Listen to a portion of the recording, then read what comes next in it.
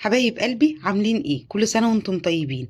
موسم الفراولة كتير الايام دي، حلوة وبلدي وريحتها جامدة وطعمها خطير ومسكرة كده وحلوة قوي. يلا بينا بقى نعمل منها شوية مربى زي بتاعة الشركات بالظبط، حلوة وكريمي وغنية، ريحتها حلوة جدا. عايزة اقول لكم بقى هتعملوها وتفرزوها وتخزنوها وتقعد معاكي كمان سنة كاملة. احلى مربى هنعملها الايام دي. الفراولة تحفة جدا، طعمها حلو وبلدي وشكلها يفتح النفس كده، وخطيرة لونها احمر جامد جدا، اللي هي بقى تطلع لك المربى كأنك جايباها من الشركات بالظبط. يلا بينا بقى على طول نشوف هنعمل المربى الجامدة دي ازاي. اول حاجة هنبتدي بيها، جبت الفراولة الكمية اللي تحبيها هاتيها. انا عندي هنا جبت 2 كيلو من الفراولة، لقيتها حلوة جدا ولونها حلو كده وريحتها حلوة جدا. دي فراولة بلدي، دي ايامها بقى طبعا، واحنا عارفين كل سنة وانتم طيبين بتبقى كده حلوة قوي قبل شم النسيم. بعد شم النسيم مش هنلاقيها، فاحنا ممكن نجيبها دلوقتي ونفرزها طبعا لعصير او لمربى، وهنفرز المربى معاكم دلوقتي برضو، وهتقعد معاكم من السنة للسنة. انا جبت بقى 2 كيلو من الفراولة، تمام. هبتدي غسلتهم غسلة حلوة وشلت العنقود بس اللي عليها الاخضر ده، تمام. هي زي الفل كده وطازة وحلوة جدا. هبتدي بعد ما غسلتها احطها في بولة كبيرة كده علشان اعرف اتعامل معاها. خلاص فضيت الفراولة كلها كده في قلب بولة حلوة كده كبيرة. لكل كيلو فراولة هنحط كوبايتين من السكر، كوبايتين مج الشاي العادي كده، هنحط كوبايتين لكل كيلو. بسم الله. وادي الكوباية التانية كده، يبقى مقدار الكيلو كوبايتين من المج الشاي العادي سكر، تمام. انا طبعا عشان جايبة 2 كيلو فهحط 4 كوبايات من السكر. بعد ما حطيت السكر هبتدي اقلب الفراولة كده كلها في بعض، تمام، علشان السكر كله يدخل جوه الفراولة ويغلفها كلها تماما. هنا حطيت السكر وقلبته تقليبة حلوة كده.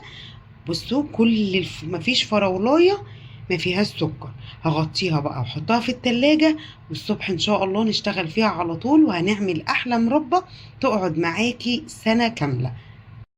وهنا بقى خلاص كنت بيت الفراولة بتاعتي من بالليل لغاية الصبح علشان ابتدي اشتغل فيها على طول. بصوا بسم الله ما شاء الله، لونها بقى حلو جدا، طلعت كل المية اللي فيها. بصوا حاجة كده اللهم بارك، تحفة تحفة تحفة. المية دي كلها الشربات بتاعها العسل كده هيخلي الفراولة بتاعتنا زي الفل. هبتدي بقى انقلها في حلة، تمام، وارفعها على النار. ممكن نعمل الخطوة دي من قبل ما ننقعها ونحطها في التلاجة، يعني بدل ما احطها في بولة احطها في الحلة واحط عليها السكر واحطها في التلاجة لتاني يوم ونشتغل فيها على طول. انا دلوقتي هفضيها في حلة وارفعها على النار، ويلا بينا نعمل احلى فراولة. نزلت بقى بالفراولة كده في الحلة، وكان في بواقي من السكر في البولة، نزلت بيهم. ولو هتنقعي الفراولة في نفس الحلة اللي هتسوي فيها، هنديها تقليبة حلوة كده قبل ما نرفعها على النار، عشان بيبقى فيه سكر كده مركون تحت، تمام. ابتديت بقى رفعتها على النار على درجة حرارة هادية جدا، تمام، مش متوسطة ولا عالية. الفراولة بتستوي على درجة حرارة هادية، وايديا فيها بقى باستمرار كل شوية هبتدي كده ان انا اقلب فيها من فوق لتحت، ونجيب كله كده كل شوية واحنا رايحين وداخلين كده المطبخ كل دقيقتين 3 نقلب فيها تقليبة حلوة. هيظهر عندنا ريم بعد اول غلوتين كده، هوريهولكم وهقول لكم هنعمل فيه ايه على طول. هنا بقى ابتدت اهي هتغلي اهو، نقلتها في حلة اكبر علشان اعرف اشتغل فيها على طول، وابتدي الريم يظهر على بسيط كده. هبتدي اشيله على طول بمعلقة نظيفة، واي ريم يطلع لازم اشيله علشان يديني لون حلو وما يأثرش من عمر الفراولة او مربة الفراولة معايا وتقعد مدة طويلة. في المرحلة دي بقى ممكن اضيف ايه؟ هضيف بقى، ممكن تضيفي كام حباية قرنفل كده في شاشة، تمام، وتحطيها فيها عشان تديكي ريحة حلوة. ما تحبيش القرنفل ممكن تحطي عود قرفة، ممكن كمان تحطي فانيليا، او ممكن تخليها سادة. انا هحط عود قرنفل مع فانيليا كده صغيرين قد ربع معلقة بس، تمام. وهحط عود قرنفل اهو، عود القرنفل كده هحطه، وبعد كده هشيله بكل سهولة. ابتدى الريم يطلع من على الفراولة اهو. هبتدي بقى اشيله كده بمعلقة نظيفة، واحطه في طبق جنبي كده، واتخلص منه على طول كل ما يطلع. خلاص الفراولة او المربى ابتدت تقصر خالص، والمية بتاعتها ابتدت تتشرب، وخلاص يعتبر دخلت في السوى. في المرحلة دي بقى خلاص انا شلت كل الريم اللي كان على وشها، وبصوا بقت رايقة وحلوة جدا. في المرحلة دي بقى عندي هنا نص معلقة من ملح الليمون، هبتدي انزل عليها خلاص كده. مفيش ملح ليمون، هنبتدي ننزل بليمونة معصورة، تمام. وهبتدي بقى اقلبها تقليبة حلوة كده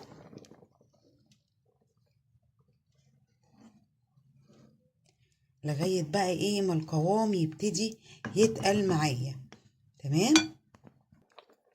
خلاص حطيت معلقة او نص معلقة ملح الليمون او عصير الليمونة الكاملة، وعندي هنا معلقة من عسل الجلوكوز. مش موجودة ومش متوفرة مش مشكلة، هنستغنى عنها خالص. هبتدي بقى اقلبها كده لغاية ما العسل كده يسيح. عايزة اقول لكم ملح الليمون حلو جدا، بيطول في عمر المربى، وبيخلي لونها حلو كده، وقوامها حلو، وبيخليها ايه لونها بيلمع كده وحلو. لكن مش متوفر عندك ومش موجود، زي ما اتفقنا هنحط عصير ليمونة. ومفيش عسل جلوكوز يبقى برضو هنستغنى عنها. هنسيبها بقى لغاية ما تبتدي تقصر كمان شوية، والقوام بتاعها يتقل، وهقول لكم عرفنا ان هي استوت ازاي. هنا الفراولة او مربى الفراولة خلاص قسرت تماما واستوت واتهرت وبقت زي الفل كده، بقت حلوة جدا. عايزة تسيبيها اكتر، و علشان الصوص برضو يقل شوية، تمام. لكن انا شايفة كده ان الحجم ده او السمك ده هيبقى حلو جدا. في المرحلة دي هطفي عليها النار، تمام. وعايزة تضربيها بقى بالهاند بلندر كده، او وهي سخنة، او في الخلاط لما تهدى شوية وتبقى ناعمة خالص كريمي، تمام. عايزة تخليها فيها قطع كده، هنضربها نص ضربة، وعلشان تبقى فيها قطع فراولة كده وتبقى حلوة جدا. هقفل عليها النار وهضربها بالهاند بلندر كده وهي سخنة نص ضربة. هنا ضربتها بقى بالهاند بلندر كده وهي سخنة نص ضربة كده، يعني ايه فيها قطع من الفراولة، تمام.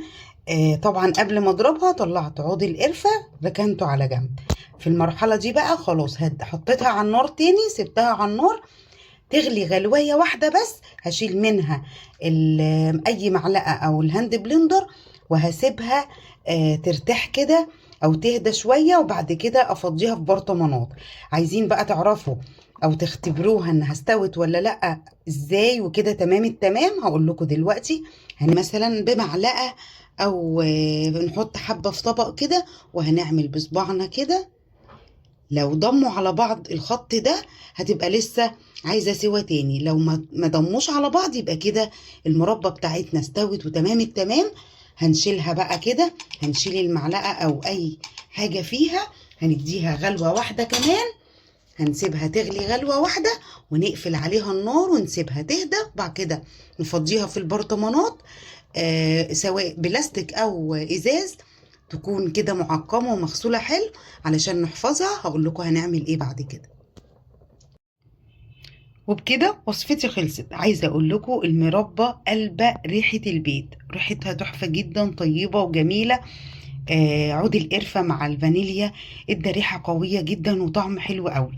بصوا بقى، هنا انا فضيت كده في البرطمانات، طبعا البرطمانات البلاستيك دي اللي هنغطيها ونحفظها بعد ما تبرد في الفريزر. وقت ما تحبي تطلعيها في اي وقت هتقعد معاكي سنة كاملة. تمام هتطلعيها على طول. الازاز هنحطهم في التلاجة عادي ونستخدمهم. عملت معانا كمية حلوة جدا من 2 كيلو من الفراولة.